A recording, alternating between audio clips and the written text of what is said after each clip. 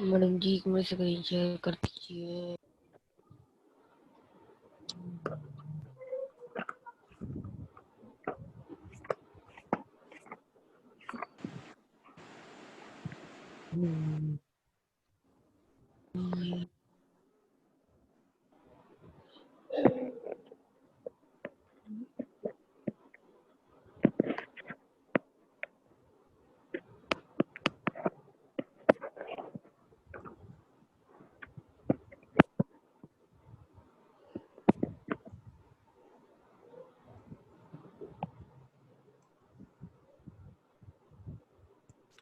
A very good morning, dear students.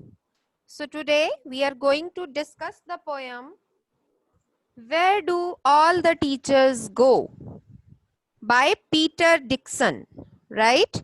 And it is from the book Honeysuckle Classics. Students, we have already seen teachers being teachers. That is, teaching us, guiding us, motivating us, and of course, scolding us too. But that scolding is for our betterment. But have you ever imagined your teachers beyond being teachers? For example, think of your favorite teacher. Have you ever imagined where do they go after school? Had they also been students ever and got scolded by their teachers too? How they were as kids? Were they naughty? Were they sincere? Were they hardworking? Or were they mischievous? Yes, so this is the poem about your teachers from the perspective of a small child, right? For a small child, a teacher is always special, and it's difficult for a small child to think of her or his teacher as an ordinary person, because a child always thinks his teacher as teachers. They are special persons, they are super persons for the children. They cannot imagine how do their teachers live, where do they live, where do they go, do they do the daily routine activities in the same way as the children do, or do they do the things, the daily chores that are supposed to do by an ordinary person. So this is the poem where there are a lot of questions in a child's mind. So Peter Dixon, from a point of view of a child, he has written this point where there are a lot many questions that come into the mind of a child. So in this poem, where do all the teachers go? A small child is thinking about his teachers, like where do all the teachers go after the school is over? So he just starts his thinking from this question. He just imagines where do his teachers go when the school hours are over, when the school is over. Like the children, they go to their homes, and where do his teachers go? So this is the poem about only the teachers and the students and the questions that are coming into the mind of a small child. So let's start with the poem.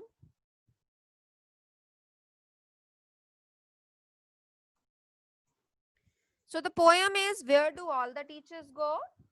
So as you can see, there is an image where a small child is sitting and there are a lot of questions coming into his mind, like where do my teachers go? How do they behave? Do they behave like ordinary persons? Do they do the ordinary activities? Right? Do they wash their clothes? Do they have craving for something and they eat in their class? And there are so many questions in a child's minds. So let's start with the first stanza of the poem. Where do all the teachers go when it's 4 o'clock? Do they live in houses and do they wash their socks? Means in this stanza, a child is thinking, where do all my teachers go when it is 4 o'clock? That is, when the school is over. Mostly our school gets over at 4 o'clock, especially if we say about winters. So here it is just to make it a rhyming scheme. The poet has written here 4 o'clock. So here 4 o'clock means when the school is over. Next, do my teachers do all the ordinary activities? Do my teachers do all the ordinary activities? Do they do their daily chores like normal people do? Like living in the houses and washing their socks? Here socks means their clothes. Not only socks but all their clothes means the activities that the normal people do, like they live in their houses, they wash their clothes, they live with their family members, etc. So this is the first stanza of the poem where a child has so many questions in his mind.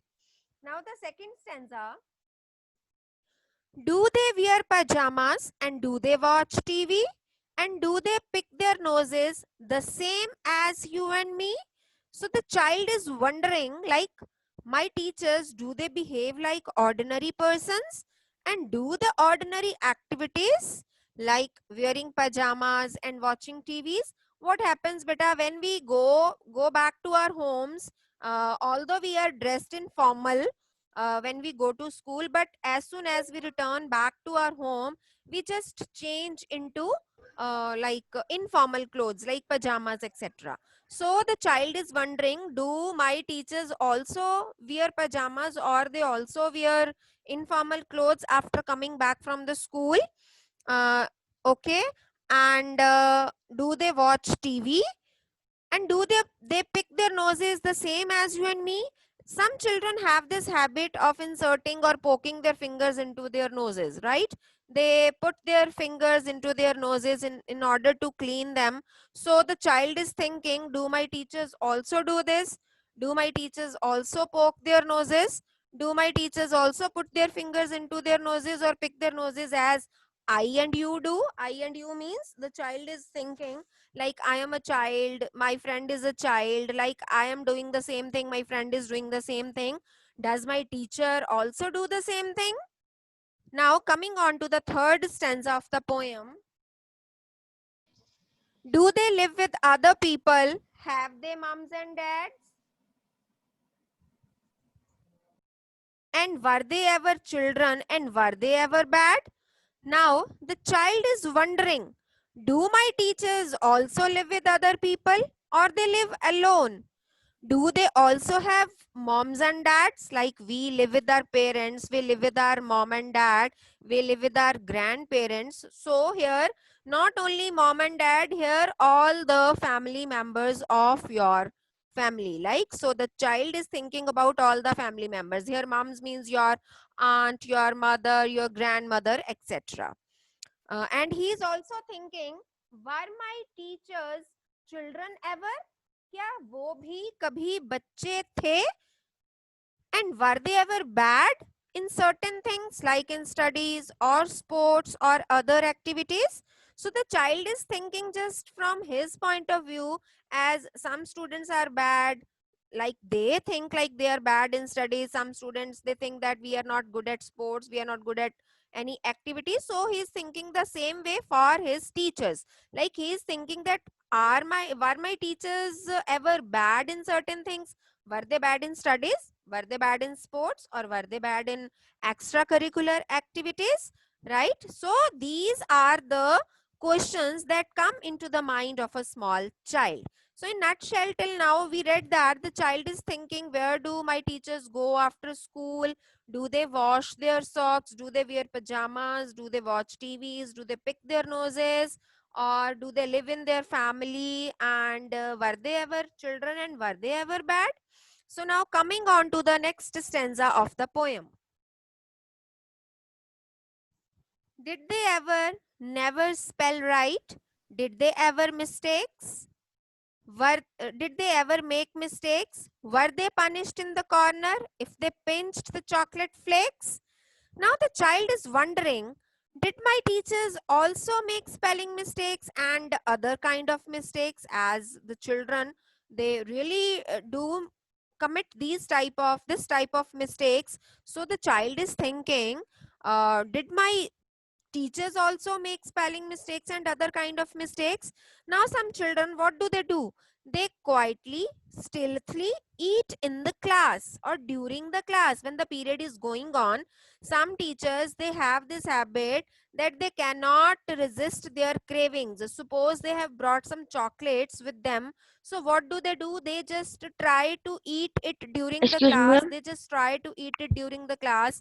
Chocolates, candies, or whatever your favorite thing is. If you have brought it into your school with you, you try to eat it during the class. So the child is also wondering, did my teachers also do the same thing? Did they also did they also like to eat the things of their favorite ones in the class, during the class, before the lunch break? Did they pinch chocolate flakes? Not only chocolate flakes, here to just make it rhyme with the mistakes, we have used the word chocolate flakes. Here you can imagine anything: chocolate, candy, your favorite choco pie, whatever you can think of. Okay. That means, did they also have chocolate flakes in their hands and eat it, and were they ever punished for making mistakes? Like, what do the teachers do if they catch any student eating in the class? What do? They just punish that child and make them stand in the corner of the class. So the child is thinking, were my teachers also punished for making this kind of mistakes? Excuse me, ma'am. Did they ever lose their hymn books? Did they ever leave their greens? Did they scribble on the desktops? Did they wear old dirty jeans? Now, see, the child is wondering, did my teachers ever lose hymn books? Hymn books means religious books, a book of verses, right? So I have written the meaning also in your slide. You can see it very well. Hymn books means religious books. And did they ever leave their greens? Here, leaving the greens means not eating green vegetables, right? Yes, some children are like this. They don't like to eat green vegetables. What will they do? They just sort green vegetable from their food and leave it behind. वो अपना पूरा जो उनकी सब्जी उसमें देखते हैं और जो ग्रीन वेजिटेबल होती है उसको साइड पे कर देते हैं and they just leave it behind.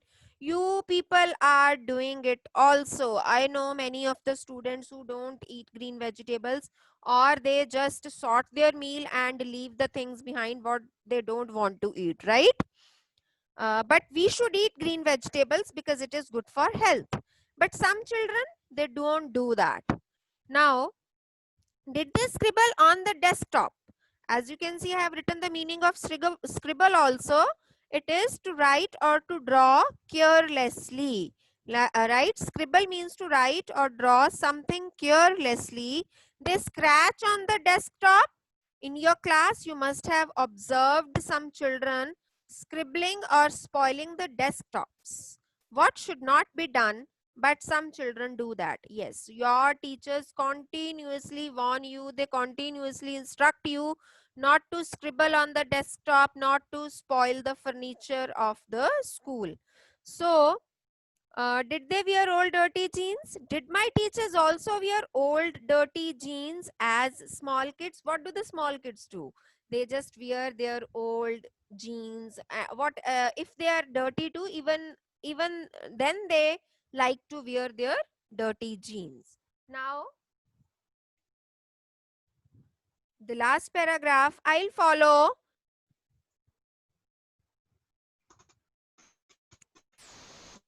One back home today, I'll find out what they do. Then I'll put it in a poem that they can read to you.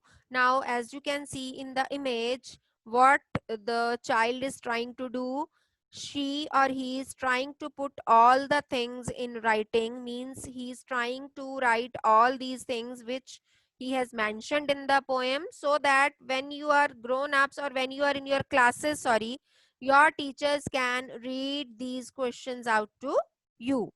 I'll follow one back home today. Now the child is thinking that he'll follow one of his teachers today and he will see what do they do. So how many questions are there in a child's mind? So he's just thinking that I'll follow one of my teachers today and I'll see what do they do, where do they go, and do they behave like normal people? Do they behave like ordinary people? Do they live with their moms and dads? Do they change into informal? Like, I'll follow them and I'll find out everything about them, because he is curious to know about his teachers, as teachers are super persons for a child. They are not ordinary persons for a child, because whenever we think of a teacher, we just think them as a teacher, not as an ordinary person, not as an ordinary human being. Then he will put everything in a poem. वो कह रहा है कि मैं फिर हर एक चीज को एक पोएम की तरह लिखूंगा, like जैसे अभी उसने लिखा ही है. He will write about it in a poem so that my teachers can read it for other children too. So the child is thinking ki so many questions are coming into my mind and I will put it into writing so that my teachers can read it for the other children. I just want to see, do the other children have the same questions in their mind? Do they relate to me? Can they relate to me? Okay.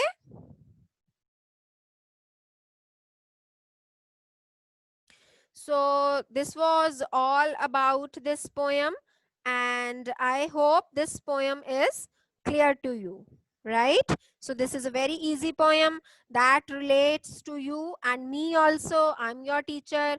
Maybe there are so many questions in your mind regarding me also. So I found this poem very interesting, right? Thank you so much.